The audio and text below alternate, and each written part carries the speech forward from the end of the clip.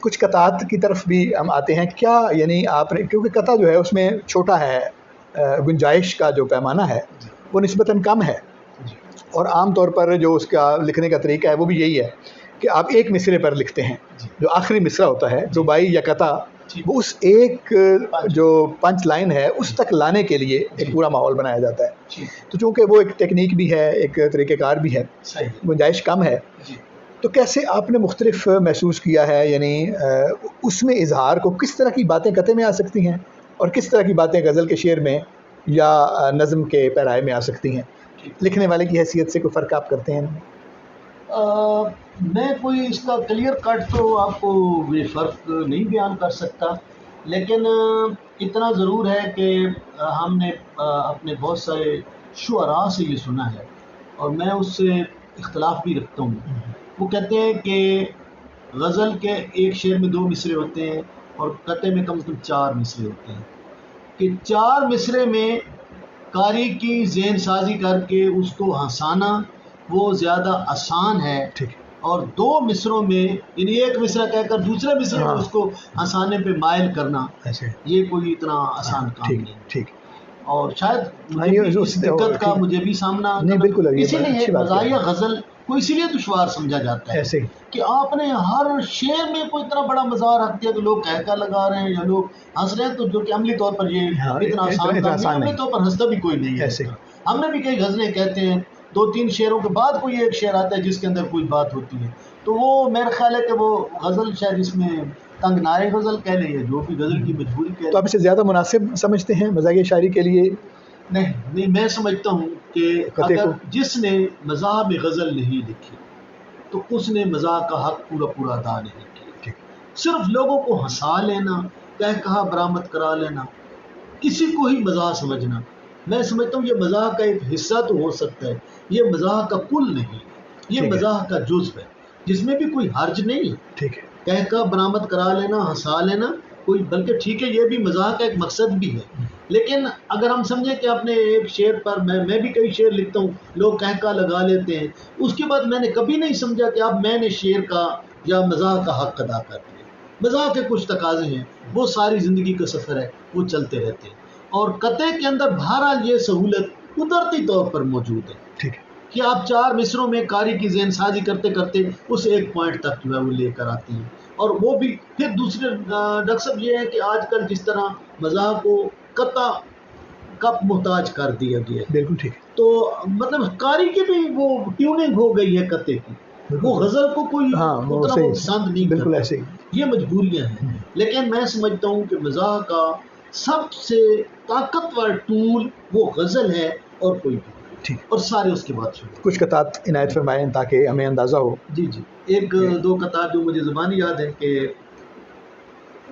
تیز شعائیں نکلتی ہیں، تیز شعائیں نکلتی ہیں اندھی سوچ کے مسلک سے. بہت اچھا. تیز شعائیں نکلتی ہیں اندھی سوچ کے مسلک سے، دیکھ رہا ہوں لوگوں کو ویلڈنگ والی اینک سے. اچھا، ایک اور قطع ہے کہ بآسانی تیری مشکل پسندی کرے گی کوچائے مصرع کو سونا. سبحان اللہ. بآسانی تیری مشکل پسندی کرے گی کوچائے مصرع کو سونا، جہان شعر میں دیوان تیرا دقیق ممتنع کا ہے نمونہ. اچھا. سیل ممتنع کی جائے دقیق ممتنع کا ہے نمونہ. اور صاحباں 3.5 فٹ کی ہے.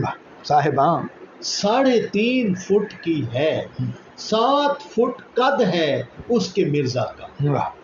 صاحباں 3.5 فٹ کی ہے، 7 فٹ قد ہے اس کے مرزا کا. ایک نقاد مجھ سے کہنے لگا یہ نمونہ ہے شتر گربہ کا. اور اصل شے کا شتر گربہ کیسا اچھا کہا. جی شتر گربہ. اور اصل شے کا اصیل بندے کا کوئی نعم البدل نہیں ہوتا. اصل شے کا اصیل بندے کا کوئی نعم البدل نہیں ہوتا. دشت میں گھومتا ہر ایک لوفر कैस के इक्वल नहीं अच्छा, दश्त में घूमता हर एक लोफर, लोफर वाह वाह, कैस के इक्वल नहीं होता। इक्वल नहीं होता। जी, एनओसी पर एक पुराना कथा है कि कुछ दफ्तरी अमूर थे ताखीर का सबब, वाह, कुछ दफ्तरी उमूर थे ताखीर का सबब, कुछ जेब अहलकार का भारी नहीं हुआ। वाह, कुछ दफ्तरी उमूर थे ताखीर का सबब, कुछ जेब अहलकार का भारी नहीं हुआ।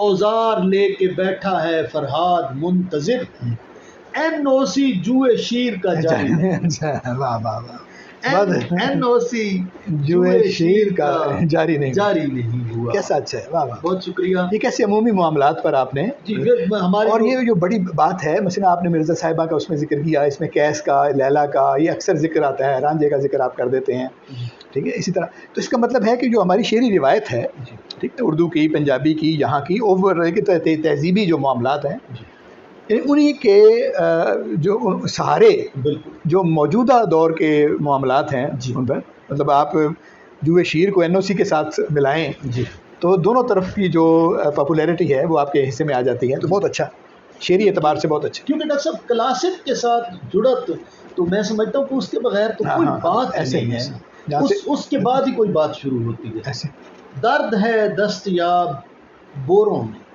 इन बोरियों में, सुभान अल्लाह, दर्द है दस्तयाब बोरियों में, लुत्फ माशे में भी नहीं मिलता। दर्द है दस्तयाब बोरियों में, लुत्फ माशे में भी नहीं मिलता।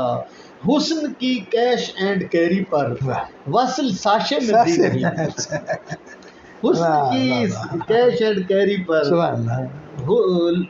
वसल साशे में भी नहीं मिलता। ये देखे कि मिर्जा नासिर काज़मी को याद करें कि दिल की सुई जहाँ पे अटकी थी, ये नज़र भी वहीं जमी है अभी। दिल की सुई जहाँ पे अटकी, सुभान अल्लाह, ये नज़र भी वहीं जमी है अभी। उसने ये तीनों बीवियों से कहा, जाने किस चीज़ की कमी है। अच्छा, वाह वाह वाह, जाने किस चीज़ की कमी है। डॉक्टर साहब ये एक देखें कि मुझे अपना ये कथा बहुत पसंद है, देखने में नहीं वो ऐसी मगर, वाह, देखने में नहीं वो ऐसी मगर, देखने में नहीं वो ऐसी मगर, एक फराडन नुमा जनानी है। देखने में नहीं वो ऐसी मगर, एक फराडन नुमा जनानी है। काली मिर्चें हैं जिसमें पीसी हुई, ये मोहब्बत वो सुरमे दानी। अच्छा, वाह वाह वाह, काली मिर्चें हैं जिसमें पीसी हुई, ये मोहब्बत वो सुरमे दानी है। ऐसे इस तरह करके मोहब्बत को आपने बहुत से पैरायों में देखा है जी। अब ये काम आप रोजाना की बुनियाद पे करते हैं वैसे, सर देखें कि मोहब्बत क्या है। देखें ना जी, मेरा ख्याल ये है कि मोहब्बत हमारा रोज़मर्रा के 24 घंटे का तजर्बा है। ठीक है, मोहब्बत से महरूमी, एक सेकंड की महरूमी भी बंदा अफोर्ड नहीं कर सकता। बिल्कुल सही। अब मोहब्बत को अब जो भी इसके रंग, सारे रंग इसमें शामिल हैं, लेकिन मोहब्बत जैसे वो नहीं, सुरमे वाली जो बात है, जी, ये रंग तो होता है आमतौर पर। देखना वो मोहब्बत का वो जो धोखा है वो भी तो हमें समझना है।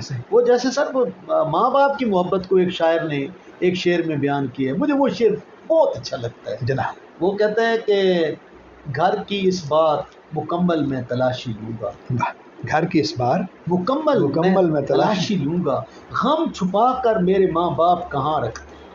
अब ये भी मोहब्बत सुभान, और माँ बाप की मोहब्बत को ये इस सतह का खराज तहसीन ज़ाहिर है। गेम कोई भी हो, वो जो हम कहते हैं ना मियाँ बीवी वाले मामलात, तो गेम कोई भी हो खिलाड़ी तो नेट प्रैक्टिस से चुस्त रहता है। गेम कोई भी हो खिलाड़ी तो नेट प्रैक्टिस से चुस्त रहता है। अब जरा नेट प्रैक्टिस को ज़हन में रखकर अगला शेर सुनिएगा कि गेम कोई भी हो खिलाड़ी तो नेट प्रैक्टिस से चुस्त रहता है। एहलिया से अदब से बात करो, इससे लहजा दुरुस्त रहता है। अच्छा, एहलिया से अदब से बात करो। सब देखें, ये एक मजाक की बात है, लेकिन क्या एहलिया से बाअदब बात करने वाले लोग अपने घर को जितना गुलो गुलजार बना सकते हैं, वो लोग नहीं बना सकते जो इस तरह नहीं करते। हमारा तो पैगाम है इसके बहुत अच्छा, और रिक्वेस्ट भी है सारे सामेईन से कि मुअद्दब रहें, डरें, और इस डर में जो बहादुरी है वो शायद उस बहादुरी में उतना डर नहीं है। تو اس کے علاوہ ہاکی والی ٹیم بنانا چاہتا ہے، یہ پرانے قطعات ہیں. ہاکی والی ٹیم بنانا چاہتا ہے، بچوں کی تعداد بڑھانا چاہتا ہے، اس منصوبے کی تکمیل کے فوراً بعد ایک مخالف ٹیم بھی لانا چاہتا ہے. ایک مخالف ٹیم بھی لانا چاہتا ہے. اسے مسٹر خوشی کیسے جگائے، اداسی بال کھولے سو رہی. اچھا، اسے مسٹر خوشی، سبحان اللہ، اب خوشی اور اداسی کو آپ سمجھ جائیں. اسے مسٹر خوشی کیسے جگائے، اداسی بال کھولے سو رہی ہے. بتاتا ہے سٹیٹس فیس بک کا، وہ ماسی وال کھولے سو رہی. اچھا، بہت اچھا، بہت اچھا. تو آپ نے ساری چیزوں کو ملا جلا کے، یعنی جو روایت ہے ہماری، جو ہمارا تجربہ ہے، جو ہمارے آس پاس کی چیزیں ہیں، ان سب کو ملا کے اپنے شاعری میں شامل کر لیا. اور آخر پہ یہ بتائیے کہ کوئی کچھ رہ گیا ہے ابھی جو آپ کرنا چاہتے ہیں؟ یعنی کبھی کبھی ایسا دھیان آتا ہو کہ بھئی یہ علاقہ جو ہے وہ رہتا ہے ابھی، یہ اس طرف کو بھی جانا چاہیے. ڈاکٹر صاحب سچی بات ہے، میں نے اس طرح کا تجزیہ تو کبھی کیا بھی نہیں. آپ کو میں حیران کن بات بتاؤں کہ ابھی میری ایک یہ ہاسا خاصا کی کتاب ہے، اس میں 80 غزلیات ہیں، اور جو میری تیسری کتاب آئی ہے بشیرہ تم تواقع، اس میں 350 غزلیات ہیں. یہ تو وہ ہیں کہ جو میں لے آیا ہوں. اور میری چونکہ 2011 سے بڑی پاگلوں کی طرح نیٹ پریکٹس کی ہے، بہت سارے فی البدی مشاعروں میں بہت زیادہ غزلیں کہی ہیں. کم از کم 1000-1500 غزلیات میری غیر مطبوعہ پڑھی ہیں. وہ شاید میں لانے کا حوصلہ نہیں رکھتا کہ ان میں وہ چیزیں نہیں ہیں. تو یعنی اس کا مطلب ہے 1500 غزلیات، پھر یہ کوئی 450 غزلیات، جو 2000 غزلیات آپ تقریباً کہہ لیں. اس میں جو ہیں کہ نظمیں علیحدہ ہیں، اس کے اندر جو مفرد اشعار ہیں وہ الگ ہیں. لیکن سر ابھی تو مجھے تو لگا ہے میں نے شاعری کا الف بھی نہیں لکھا.